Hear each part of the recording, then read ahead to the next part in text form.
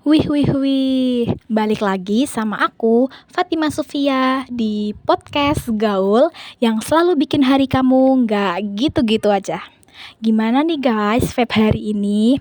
Semoga lagi on fair ya, kayak semangatnya nonton live streaming idola. Tapi ngomong-ngomong soal fight, pernah nggak sih lagi asik-asik ketawa, tiba-tiba ada yang nyeletuk bercandaan? Tapi kok ya nyelekit banget di hati.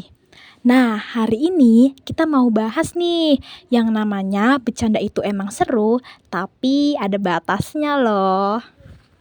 Coba deh ngaku, siapa yang pernah jadi korban atau bahkan pelaku bercanda yang kebangetan? Misalnya nih, ada teman yang lagi insecure sama berat badannya, malah dibecandain, tambah lebar aja nih kayak lapangan bola. Atau ada yang lagi semangat-semangatnya ngejar cita-cita, malah dibilang, halu banget sih, mimpi kok ketinggian. Duh, dengerinnya aja udah pengen nge-unfriend di semua sosmed kan.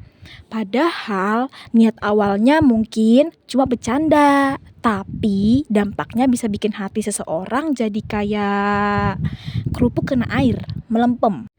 Oke, daripada kita terus-terusan nyalahin keadaan, mending kita cari tahu nih gimana caranya biar bercanda kita tetap asik tapi nggak bikin hati teman jadi perih. Dengerin baik-baik ya Golden Rules dari podcast Gaul.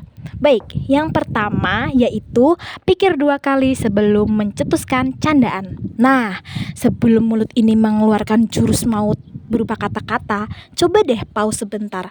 Kira-kira candaan ini bakal bikin orang lain ketawa bareng atau malah ketawa kecut? Ingat, niat baik belum tentu hasilnya baik kalau nggak dipikirin matang-matang. Yang kedua yaitu kenali zona merah temanmu. Setiap orang pasti punya trigger yang beda-beda. Ada yang santai dibecandain soal fisik, tapi sensitif banget kalau udah nyangkut keluarga atau cita-cita. Nah, tugas kita nih buat peka sama zona merah teman-teman. Anggap aja lagi main game, jangan sampai salah pencet tombol bom. Oke, lanjut yang ketiga yaitu perhatikan ekspresi dan reaksi. Saat kita melontarkan candaan, perhatiin deh ekspresi teman-teman kita. Kalau mukanya udah berubah jadi asem kayak makan kedondong belum mateng, atau dia cuma diem sambil senyum tipis yang dipaksakan.